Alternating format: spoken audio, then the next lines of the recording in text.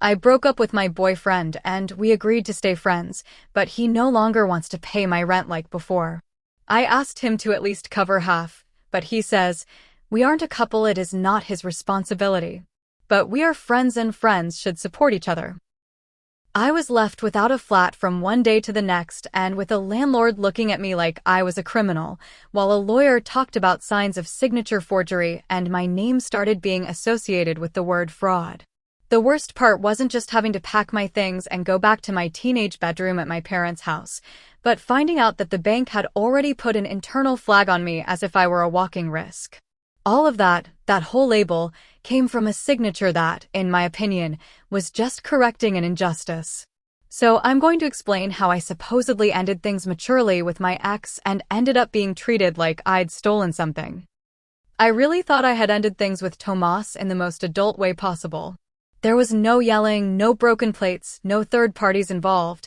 It was just the two of us sitting on the living room sofa on a random Tuesday at 10:30 at night talking about how we weren't the same people anymore, that routine had eaten us up, that it was better to stop forcing something that wasn't working. We repeated it several times, that we were still important to each other, that we didn't want to lose our bond, that we could be friends. I left that conversation with the feeling of having done things right, of not being the typical ex who makes a drama, but someone who knows how to close chapters with elegance. The flat we lived in was in both our names on the lease, but from the beginning, it was Tomas who took care of paying the rent. He'd make the transfer to the landlord every month and I contributed in other ways, like the grocery shopping, the nice furniture, the plants, the paintings, the details that make a place a home and not just a place where you dump a suitcase. I always felt that somehow that compensated. I was the one who looked for cushions, candles, rugs, the one who spent hours looking at decoration ideas to make our living room look cozy. When the topic of who would stay in the flat came up during the breakup conversation, I was very clear from the start. I told him I had nowhere to go, that this was my home, that I had made it cozy, that my things were there, that my whole life was built within those four walls. He, on the other hand, could go stay with a friend, with his parents. He had more options. It sounded easier for him to start from scratch somewhere else than for me to dismantle everything I had built. I saw him hesitate, that he wasn't thrilled with the idea of being the one to leave, but in the end he said yes, that I could keep it. At that moment, for me, it was the normal thing. And then I added what seemed like a logical consequence, that as a friend he'd continue helping with the rent for at least a while, or at least with half, until I could get better organized. The first real friction came the following month, when it was time to pay the rent and the transfer wasn't made. I wrote to remind him, and his response was a blunt message that from now on he wasn't going to keep paying for the flat, that we each had to take care of our own lives and expenses, that this was part of the breakup. I found it very harsh, almost cruel. I sent him long audios telling him that he earned quite a bit more than me, that I wasn't in a position to take on the rent alone at that moment, that it wasn't a matter of taking advantage, but of supporting each other as friends. He replied that precisely because we were no longer a couple, it made no sense for him to keep paying for a flat where he no longer lived. Besides, he told me that the lease was up for renewal in a few months and that his intention was to talk to the landlord to get out of the contract, to no longer be tied to a place that was no longer part of his life. That's what I considered a real betrayal. Not only was he leaving me alone with the rent, but he also wanted to remove his name from the paper as if he'd never been part of that home. I started repeating to myself mentally that it wasn't fair, that morally he was still tied to that flat because we had built a life together there, that he couldn't just detach himself so easily just because his relationship status had changed. While all this was happening, I was crunching the numbers and they didn't add up anywhere. On my salary, taking on the rent alone meant giving up any margin of freedom. 0 outings. 0 extras. 0 room for unexpected events. Moving to some random room somewhere else didn't even cross my mind. I felt that after having invested so much time and energy in that flat, it was logical that I should stay in it and that for at least a while Tomas should assume part of the financial responsibility. After all, it wasn't like I had moved into his house without contributing anything. Everything that made that place beautiful had come from me. In my mind, that weighed just as much. When the annual renewal date approached, Don Ernesto, the landlord, texted me on WhatsApp. It was the typical cordial message that it was time to renew the lease, that he needed Tomas and me to sign the new document, or failing that, for one of us to officially get out of the contract if we were no longer living together. That message sounded less like a formality and more like an alarm bell to me. I imagined the scenario where Tomas signed to leave and his name disappeared from the paper. At that moment, he would be completely free, with no trace of obligation, neither moral nor legal, and I would see myself alone in front of the landlord, alone with any problem, without any way to pressure him later. I mentioned it to a friend, looking for someone to reaffirm my position. She told me something very simple, to tell him to sign and not be selfish, that it was the least he could do after so many years together. But I already knew what his answer would be, because he had been dodging any comment on the subject for weeks. He didn't even respond when I dropped hints like, when we go to sign the renewal, we'll talk properly. Yes, he had made it crystal clear that he wanted to cut that tie too. That's when the idea first appeared, like a fleeting thought that scares you at first, and then you start to tame. I thought that if he didn't want to sign, I could do it for both of us. I told myself that it was his moral obligation to remain listed there anyway, that I wasn't doing anything wrong, just aligning the paper with what should be, not with what he decided from his comfort zone. I started mulling over that logic. I didn't see it as forgery, I saw it as justice. If the law was slower than common sense, I was just helping it along a bit. When Don Ernesto came to the flat with the printed contract, he sat at the kitchen table, went over the usual clauses, explained that there were only minor changes for the rent adjustment, and then passed me the pen.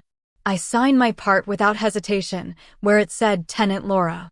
Then he said he'd stop by for Tomas's signature later, or that I could get it to him, like we did the first time when we were still living together, and he couldn't come to the flat.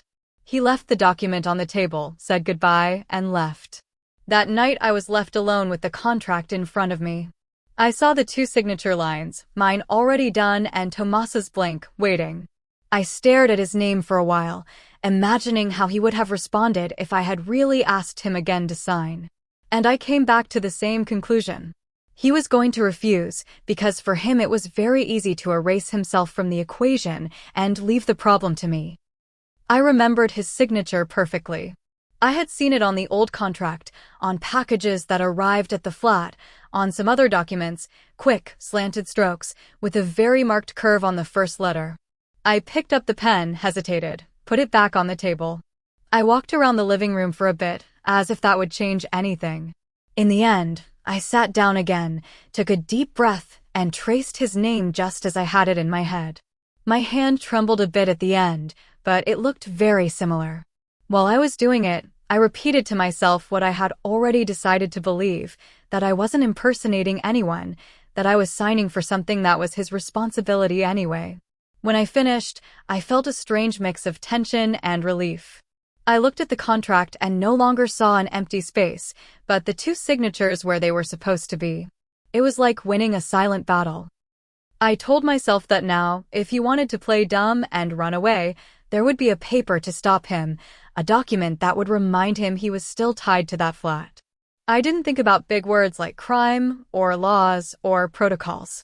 I thought about my things, my furniture, the idea of having to dismantle my life, because he decided to let go right where it hurt me the most. The next day I went to take the contract to Don Ernesto as if nothing had happened. I greeted him with the same naturalness as always. I told him both signatures were there, that another year worked for us, that there was no problem. He glanced over it, confirmed both signatures were there, smiled at me with that face of a man who already knows you by sight, and told me it was perfect, that he'd send me the scanned copy shortly. At that moment I felt the plan was complete, that I had done what was necessary to protect my stability without needing to argue with Tomas one more time and hear the same old thing. In the following days, I moved with the tranquility of someone who believes they've solved a complicated issue. In my head, the renewed contract with his name was a kind of insurance. If he wanted to disappear off the map, he could, but not so easily. I had the paper on my side. I even thought that with it, I could negotiate with him to at least cover half the rent, reminding him that he was still listed as a tenant. It seemed logical to me. He wouldn't live there, but he'd continue to support me financially for a while, and I'd keep the place I had turned into a home. I told a friend roughly what I had done, without going into too much detail, just saying that in the end I signed for both of us, because otherwise he was going to get off the contract and leave me hanging. She widened her eyes for a second, but then said she understood the reasoning, that it wasn't that serious, that after all he had enjoyed the flat as much as I had. That comment reinforced my feeling of being right. I told myself I wasn't doing anything horrible, that I was just making sure Tomas didn't wash his hands of it just like that after everything we'd been through. I felt almost proud of having found a practical solution where he only saw an escape. At no point, not even when I signed with his name, did I think about the landlord being suspicious, about lawyers examining strokes, about a bank receiving reports. For me, the matter had been closed at that kitchen table with the completed contract in my hands. What came after, all the noise that was triggered when someone decided to check what I took for granted, was something that at that moment didn't even cross my mind.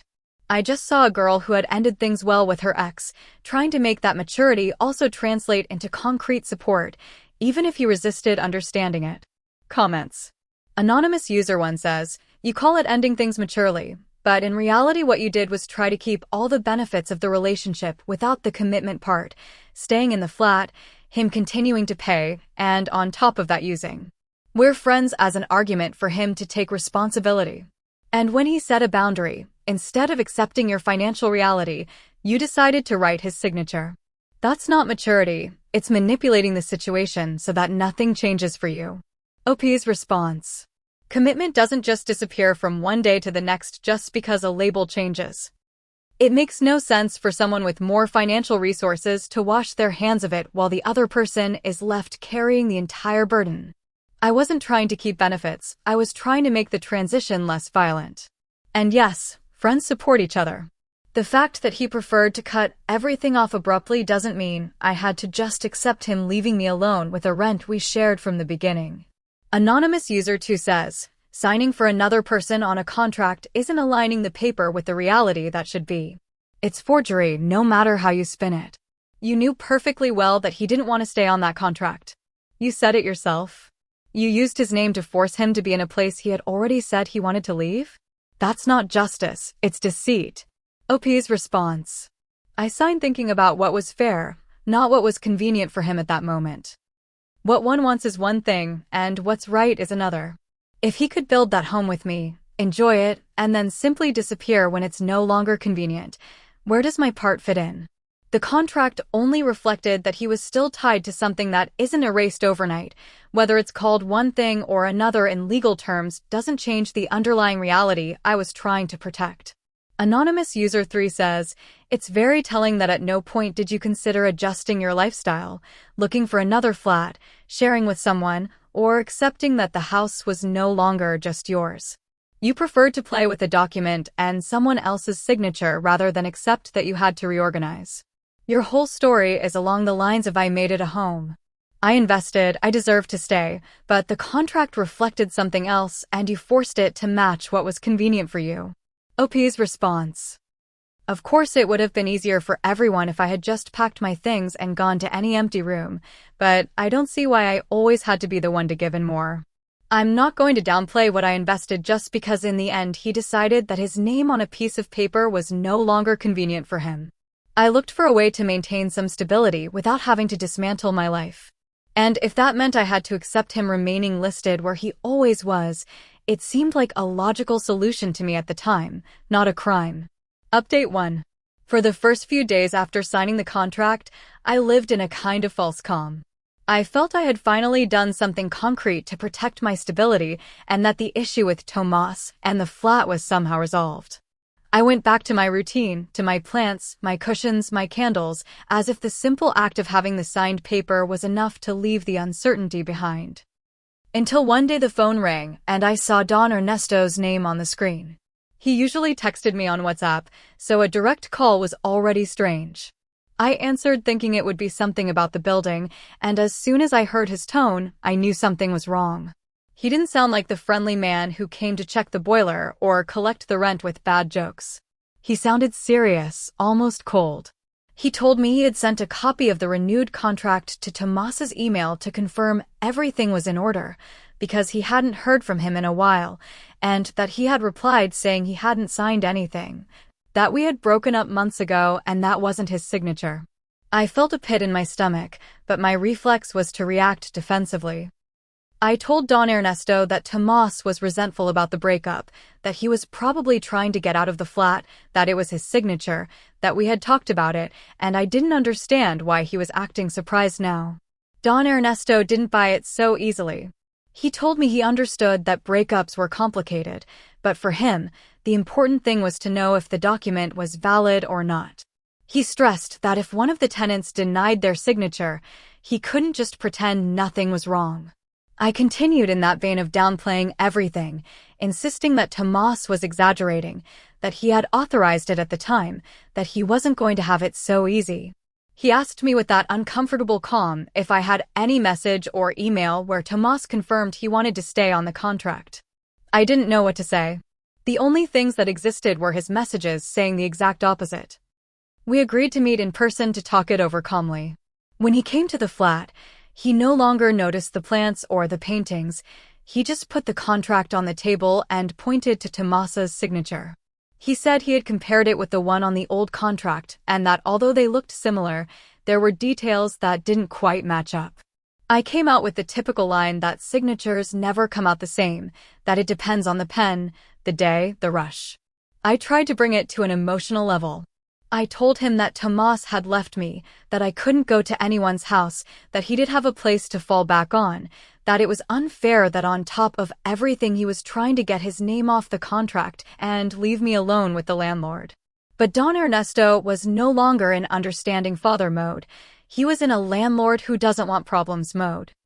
He told me he understood my personal situation, but that emotions were one thing and papers were another. That if Tomas said he hadn't signed, he couldn't look the other way, because then he'd be the one caught in a mess. He talked about possible problems if things went further, about claims, that he didn't want to get involved in anything shady. I kept repeating that it was all a misunderstanding, that Tomas was playing the victim, that he just wanted to get out of his part. After hanging up with Don Ernesto, I texted Tomas angrily. I told him I didn't understand why he was telling the landlord he hadn't signed, that he knew perfectly well that the flat was also his responsibility, that I found it despicable to try to ditch everything like that. He took a while to reply, and when he did, it was with a short message saying not to use his name or his signature for anything again, that he had already made it clear. He didn't get into an argument. He gave no room for nuance. For me, that was confirmation that he was willing to throw me to the wolves just to come out clean himself. From then on, the tone of everything changed. It was no longer an ex-couple arguing over who gets the sofa. It was a worried landlord because one of his tenants denied a signature, an ex determined to mark his distance in writing, and me in the middle, trying to hold on to the idea that what I had done was, deep down, the right thing. Words like possible legal problem, delicate situation, we need to clear this up started being thrown at me. And although I tried to convince myself they were exaggerations, that it would all amount to nothing in the end, I started to feel that the signature I saw as a practical detail carried more weight than I wanted to accept. Update comments. 1. Anonymous User 1 says, the craziest part of all this is that you still talk about justice when you're literally hearing the other party say they don't want to stay on the contract. There's no misunderstanding. He asked to leave and you decided to tie him down. The landlord getting serious isn't because he doesn't want problems, it's because he suspects someone has done something they shouldn't have.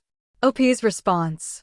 What the landlord sees is a very convenient version told by someone who wants to erase himself without taking any responsibility.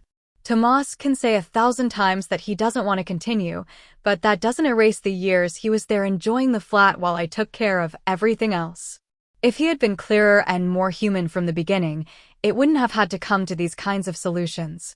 Me not accepting his I'm leaving and you can deal with it doesn't make me a villain, just someone defending what she built. Anonymous User I says, your automatic reaction to the landlord's call was to lie. You knew you didn't have any message where Tomas agreed to stay on the contract and yet you said yes, that he was resentful, that he authorized it? That's not an innocent mistake, it's a chain of decisions in the same direction. Falsifying reality to fit what you want. OP's response. I don't see it so clearly as lying when I'm talking about something I know he's morally responsible for. He didn't suddenly find out a contract existed. He signed the first one, lived there, enjoyed all the advantages. The fact that he's now hiding behind technicalities and a lack of messages is a way of washing his hands of it. I tried to make the landlord understand the substance of the situation, not just the cold paper. It's another thing that it's easier for everyone to point the finger at me. Anonymous User 3 says, even in front of the landlord you go back to the speech that you have nowhere to go, that you made it a home, that he has more options. Everything revolves around your comfort, not what's legal or not. As much as it hurts you, no one is obligated to support you financially after a breakup. Forging his signature to make it so is crossing a line. OP's response. It's very easy to say, no one is obligated when you're not the one who has to dismantle your life from one day to the next. It doesn't seem unreasonable to me that someone who was with you, who shared a flat with you, wouldn't leave you stranded overnight. What I did was try to ensure that the responsibility he had didn't evaporate just because it suited him.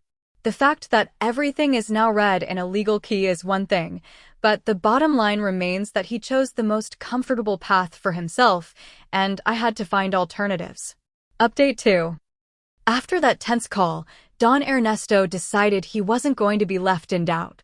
He told me that to avoid making a mistake, he was going to consult with his lawyer. I tried to convince him, to tell him it wasn't necessary, that we were complicating something that could be resolved by talking, but it was no longer up to me. A few days later he called me and asked me to come to his office because the lawyer wanted to talk to me. I went thinking it would be a lecture, that they'd scold me a bit, and that would be it, that in the end this would end with a don't do it again and move on. The lawyer didn't waste much time beating around the bush. He had the old contract and the new one in front of him.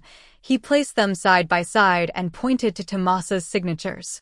He said that although they might seem similar, there was enough difference that he couldn't consider them identical without verifying. Then he read Tomas's email out loud, where he clearly stated that he had not signed, that he no longer lived with me, and that he did not want to remain tied to the flat. He asked me if I had signed in his place. He didn't say forged yet, just signed in his place. I, true to the logic I had created for myself, replied that I had signed because he morally should be there, that it wasn't a crazy idea for him to continue on the contract after everything. The lawyer insisted on whether I had any kind of authorization from him, something written where Tomas said he agreed to renew. I told him about past conversations, about what we had agreed on when we moved in, that he knew perfectly well how everything worked. He went back to the specific question, messages, emails, anything that could be attached. There was nothing. On the contrary, the only things that existed were messages from him asking to leave the flat, saying clearly that he didn't want to keep paying. Seeing it on the screen, in black and white, highlighted by a lawyer, didn't help. The man took a deep breath and said that under those conditions the new contract was invalid and that there were also signs of a possible signature forgery. He started repeating that word forgery as if it were nothing, and it churned me up inside. In my head, forging was inventing a signature for a stranger, stealing identities, those things you see on the news. Mine, according to me, was something else, signing for someone who, even if he didn't want to, was still part of that story. I tried to explain that difference to him, to tell him that it wasn't like I was impersonating a stranger, that Tomas knew the flat perfectly, the conditions, the relationship with the landlord. The lawyer looked at me with a stone face and told me that the law doesn't work according to each person's personal morality, but according to what can be proven. To protect himself, Don Ernesto decided to put what happened in writing. The lawyer drafted a report stating that one of the co-tenants of the contract denied his signature on the renewal, that there were prior messages where he asked to be removed from it, and that despite this, the document had been submitted signed by both. The practical result was that the new contract was declared invalid, and it was notified that the previous one would be considered terminated shortly. It was the landlord's way of washing his hands of it and making it clear that he was not going to continue in an agreement tainted by that problem. My defense that I just wanted Tomas to do his part looked very nice in my head, but on paper it sounded like something else. I left that meeting with more papers than certainties.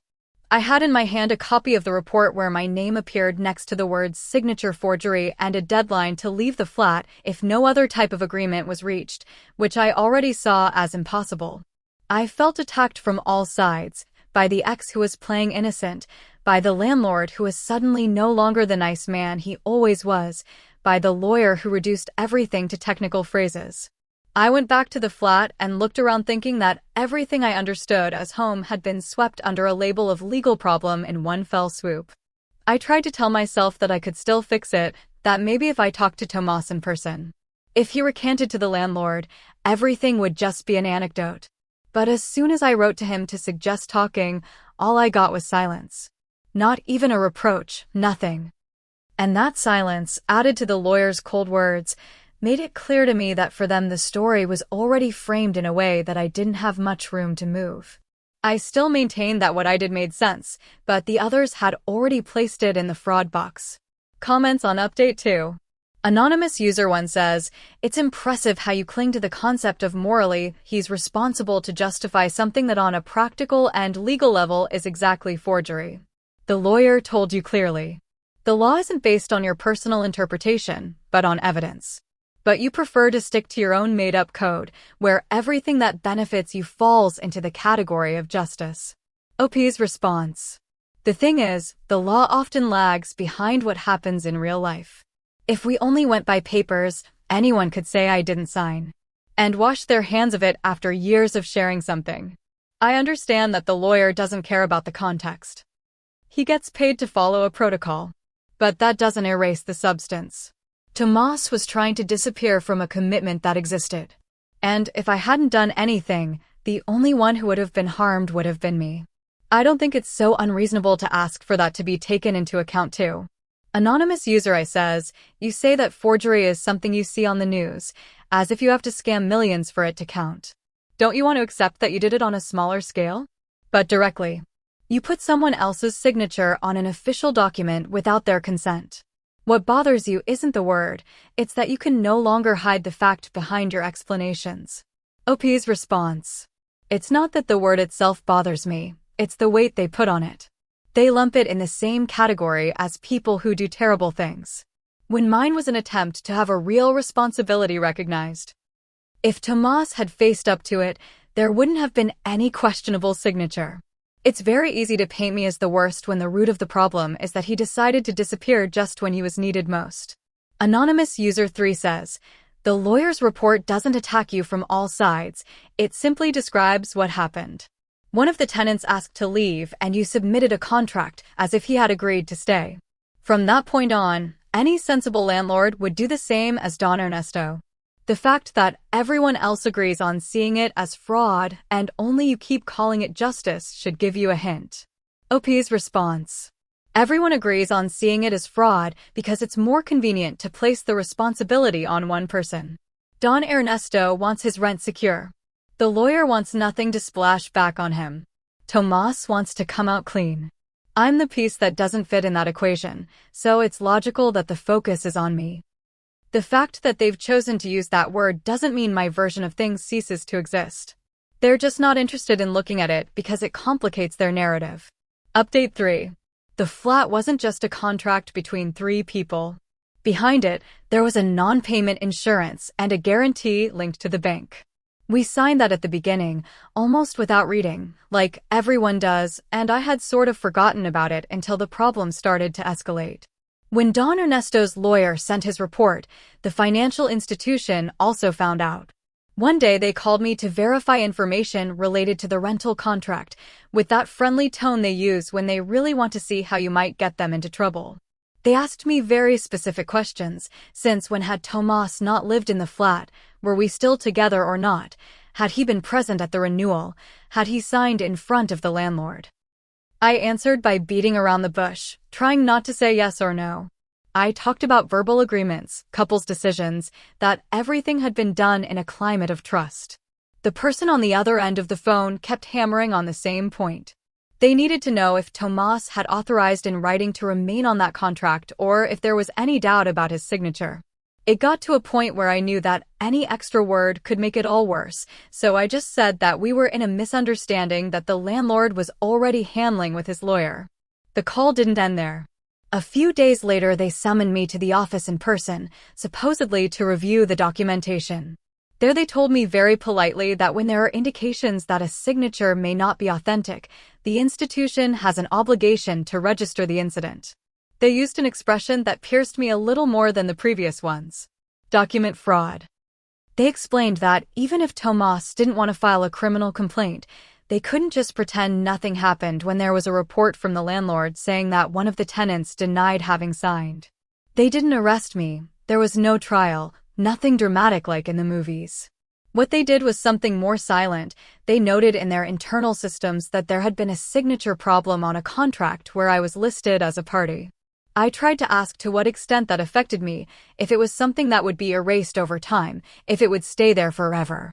The answer was the same as always: internal policies, confidential information, that I shouldn't worry if I planned to meet my obligations. But the way they avoided saying more was a response in itself. Meanwhile, Tomas played his cards with complete calm.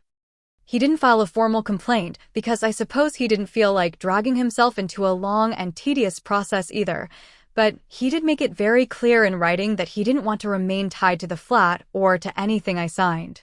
He asked it to be recorded that he had not authorized the renewal, that he could not be held responsible for any debt or incident. In other words, he made sure that in all the places where his name could be tarnished, it appeared clean and separate from mine. From my perspective, it was another example of his comfort-seeking. He didn't want to take it to the extreme of reporting me, because that would have also been draining for him, but he did make sure that if anyone was left marked, it would be me. I watched as my name began to be associated with words like incident, alert, document fraud, while his remained impeccable on all the papers. And no matter how much they told me it was all a protocol, that it wasn't personal, it was obvious that when it came to doling out consequences, he came out unscathed and I was left with the weight. Comments on Update 3. Anonymous User 1 says, "You think Tomas played his cards when in reality all he did was protect himself from something you caused? Having it on record that he didn't sign is the bare minimum after you tried to use his name. It's not comfort, it's common sense. If you were him, you'd be doing the exact same thing and probably saying you were defending yourself from fraud." OP's response. It's very likely that if I were in his shoes I would also want to protect myself. I don't deny that. What bothers me is that the entire context is erased and only the last move is looked at. He's not a stranger I picked at random to put on a contract. He was there, he lived with me, he benefited from the same agreement. Now he wants to come out as if he never had anything to do with it. And of course, from the outside, everyone buys his clean and orderly version. I'm the one left with the stigma for life for a decision that yes, I made, but that didn't come out of nowhere. Anonymous User I says that the bank registering document fraud isn't an anecdote, it's a sign that you crossed a serious line. You don't need to go to trial for that to have consequences. They told you clearly, and yet you still talk as if it were a small misunderstanding amplified by cold protocols. It's not the system against you, it's the system reacting to something objective. OP's response. Of course it's not an anecdote. I can see that for them it's not, but it's not like I orchestrated a huge scam either. It was one signature in a specific context that is now being judged with the same yardstick as much more serious things. What the system does is put very different situations into the same little box, and in the end, I'm treated the same as anyone who acted in bad faith from the beginning. That lack of nuance. Anonymous User 3 says, "You talk about doling out consequences as if this were a game of points. The one who decided to touch a signature that wasn't theirs was you. Tomas coming out clean isn't a prize, it's the logical outcome. He was the one directly harmed by that signature. You earn the stigma all by yourself, no matter how much you try to balance it with what you experienced before." OP's response. I'm not going to deny that I was the one who made the decision to sign, but I also think it's very convenient to load all the blame onto the last action without looking at what caused it. Tomas came out clean because he detached himself in time, not because he was a model of responsibility. I was left marked because I was the one who stayed to face the music in the flat, trying to hold on to something that he abandoned as soon as it became a burden. If that doesn't count for anything in the balance, then yes. Only an isolated gesture seen, which, of course, leaves me as the sole culprit. Update 4. The most immediate consequence of the lawyer's report and the communications with the bank was the eviction. I received a formal notification stating that, since the new contract was considered invalid and the previous one was about to expire, I had to vacate the flat within a relatively short period. There was no option to renegotiate on my own at that point because Don Ernesto, after all the mess, no longer wanted to have anything to do with me as the main tenant. He told me he was sorry, that I had always been proper until then, but that he wasn't going to take a risk with someone who signs for others. Packing my things was a kind of silent humiliation. Every plant, every painting, every cushion that I used as a banner for "This is my home" ended up in a cardboard box. Moving back to my parents' house, to the room where I slept as a teenager, was not in any of my plans. I went from having a living room decorated to my taste, my own space, to sharing a hallway and schedules with people when I thought I was past that stage. And all of this while the feeling that, in the eyes of others, I wasn't a girl who had had bad luck, but someone who had done something strange with a contract, continued to float above me. While I was juggling boxes and explanations to my family, Tomas received his papers perfectly in order. He got confirmation that he was being disassociated from the flat, that he was not considered responsible for any non-payment, and that it was on record that he had opposed the signing of the new contract from the beginning. His lawyer explained to him in the most technical way possible that the report mentioning the forgery of his signature could be useful to him in the future if he felt harassed or threatened by me. It was, in short, a solid basis for requesting a restraining order if he ever deemed it necessary. He didn't go that far, at least not at that moment, but the message was crystal clear. Any false move from me towards him could have legal consequences. It was like having a gun pointed at me from a distance, loaded with that signature I traced on the kitchen table. If I texted him too much, he could use it. If I showed up at his work, he could use it. Even if I tried to talk to him in person and he decided he felt invaded, he could use it. I, who had always thought that our relationship was based on affection and trust, suddenly found myself turned into a potential problem that had to be kept at a distance as a precaution. I tried to talk to him one more time, I won't deny it, with a long message that mixed reproaches and nostalgia. I told him I didn't understand how he had let things get to this point, that I would never have let him be put in that position, that he could at least acknowledge that I didn't do it out of malice. His response was as brief as it was firm, that I should respect his boundaries, that he wanted no more contact, that anything related to the flat was already in the hands of lawyers, and that for my own good, I should leave the subject there. It was the polite way of saying that if I kept insisting, that paper I so disdained would turn into something even more serious. In the short term, I was left without a flat and without a friend. Tomas came out of the matter with a clean record. The landlord was protected by his report, and the bank was calm with its internal alert.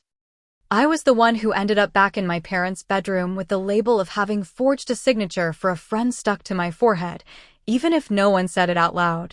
The most ironic thing is that in my head it all started because I was trying to prevent that famous mature breakup from leaving me behind. For him to continue supporting me as he said he would when we sat on the sofa to talk about remaining important to each other. At that moment I still thought the worst part was losing the flat and the feeling of autonomy, that once the ordeal of the boxes and the return to my parents' house was over, things would stabilize and the rest of the world would forget. I had no idea that the real punishment wasn't going to be that one-time eviction, but something much more subtle and persistent. Being marked in systems you can't see, that they don't explain to you, but that decide for you every time you try to get back on your feet. Comments on Update 4. Anonymous User 1 says, "What you're saying about the possible restraining order isn't a gun pointed at you, it's a tool for someone to protect themselves from you if you cross another line. You admit yourself that you insisted, that you tried to contact him, that you mixed reproaches with nostalgia. With everything that had happened, it was logical for him to want distance. not to play at reconciliation. OP's response. Distance can be requested in many ways, not just by leaving a loaded weapon on the table just in case. I needed to understand, to get closure, to talk, and he just barricaded himself behind lawyers and papers. I don't deny that he had reasons to want space, but turning any possibility of contact into a potential threat seems extreme to me.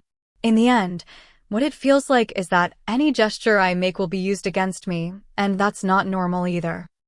Anonymous user I says, you talk about packing up cushions as if you were a victim of the system. But the real reason for the eviction was that the landlord could no longer trust you. It wasn't because you're a woman, or because you earn less, or because life is unfair. It was because you touched a document that didn't belong to you. You lost your home when you decided to play with the signature, not when Tomas decided to leave. OP's response. The landlord stopped trusting me as soon as he had to choose between complicating things or making a clean break. I'm clear on that. But if you look at everything as if it all started with the signature, it's very easy to say I was playing with documents. The home started to be lost when Tomas decided that his responsibility ended the very second he stopped living here. I tried to hold on to what I could with the tools I had, and yes, one of them was that signature. If he had shown a minimum of flexibility, it probably never would have reached that point. Anonymous user 3 says, you keep using expressions like forging for a friend to minimize what you did. That category doesn't exist. You either forge or you don't. The fact that you did it believing you were defending a bond doesn't change the fact that Tomas had to legally shield himself from you because you made it clear that you were willing to override his will if it suited you. OP's response. What I mean by that is that there was no malicious intent in the sense of hurting him for sport. I didn't wake up one day thinking about how to ruin his life. On the contrary, I believed he should be there, that it was fair for him to remain involved. The fact that this is later translated into legal terms as if it were the same as a cold-hearted scam doesn't reflect the nuance. I understand that he's protecting himself, but I also think the situation has always been told from an angle that only leaves me as the one who oversteps and him as a poor, agency-less victim. Update 5. Over time, the eviction stopped being the center of the problem and became just another uncomfortable memory, like a scar. What remained was something more silent, the invisible mark in the bank systems. At first, I didn't realize it. I went back to work. I saved a little. I tried to rebuild my life from my bedroom at my parents' house. After a couple of years, when I had some stability and the desire to have my own space again, I applied for a credit card with a slightly higher limit so I could furnish a new place and get organized. The response was a brief email, application denied due to the institution's risk policies. I was surprised because my income was stable, I had no unpaid debts, my payment history was correct. I called to ask and the person who answered was evasive. They said it was internal algorithms, that they couldn't give me more information, to try again later. I let it go. Months later, a friend asked if I could be a guarantor for the rent of a flat she wanted to move into. It was something simple, nothing I couldn't handle if something happened. We submitted the papers and again, the answer was no, without much explanation. This time I insisted. I asked to speak with someone from the office, not a call center. They gave me an appointment and I sat across from an employee who stared at the screen while I talked. I explained that I had never left a debt, that I had a stable job, that I didn't understand the reason for the refusal. He hesitated a bit, as if he didn't know what to tell me, until he dropped a very measured phrase that my file showed an internal alert related to a prior incident with documentation on a rental contract and that due to the institution's policy, this affected certain operations. He didn't say the word, but he didn't need to. I remembered it perfectly. Document fraud. I left there with a mixture of anger and helplessness. It wasn't just that they had kicked me out of the flat at the time. It was that now, every time I tried to take a step forward, I found a closed door because of something that isn't even visible at first glance. It wasn't on any public record, it wasn't a criminal record, but it was there, in a database that I don't have access to, deciding whether I'm trustworthy or not. And it all went back to that night when, according to me, I had only fixed a signature so that someone would fulfill their duty. When I tell this part, Many people only focus on the headline that I'm flagged for a document issue. I, on the other hand, tell it by saying that it all comes from a time I tried to make an ex take the responsibility that was morally his, that life is especially hard on women who trust that their friends will support them after a breakup. I tell them that if Tomas had been a little more human, if he had agreed to help for at least a while, none of this would have happened, that the signature wouldn't have been necessary, that the landlord wouldn't have called a lawyer, that the bank would have nothing to register. The reality, of course, is drier. I'm tied to a record that can't be seen, but is felt every time a no arrives without a clear explanation. I can't be a guarantor, they won't raise my limits. Any simple request takes twice as long or falls through. Meanwhile, Tomas lives in another flat with other people, signing other contracts without anyone asking any questions. He's a clean client. I'm the one with an asterisk next to my name.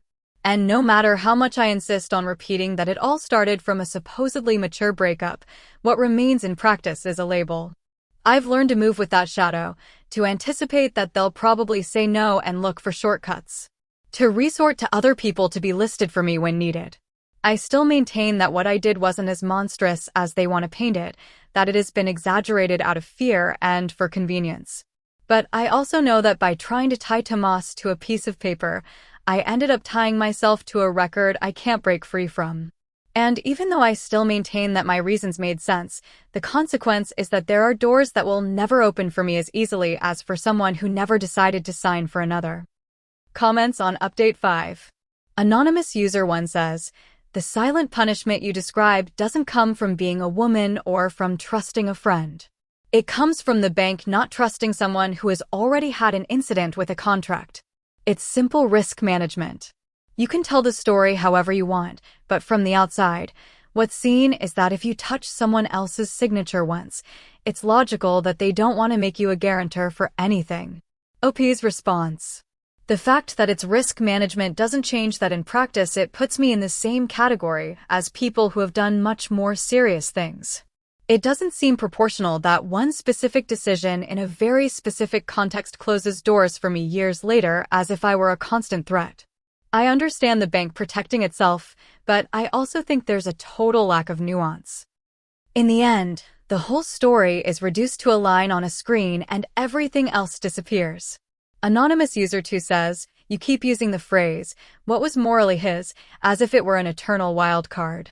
Morally, the least that was required of you was to respect the other person's wish not to be listed on a contract. The fact that Tomas moves on without problems isn't an injustice, it's the consequence of not having made the same mistake you did." OP's response.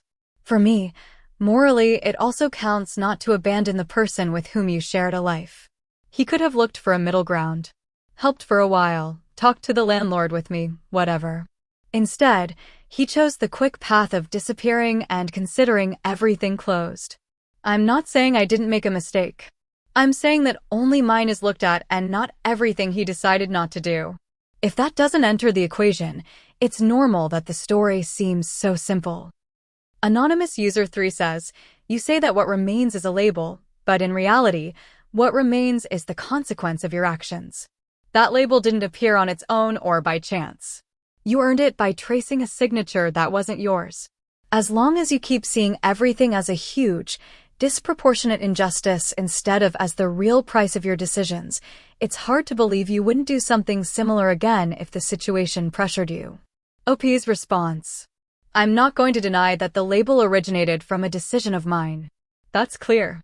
What I dispute is that the price is so long and so inflexible. I can understand being scrutinized for a while, but for it to still weigh the same years later seems excessive to me.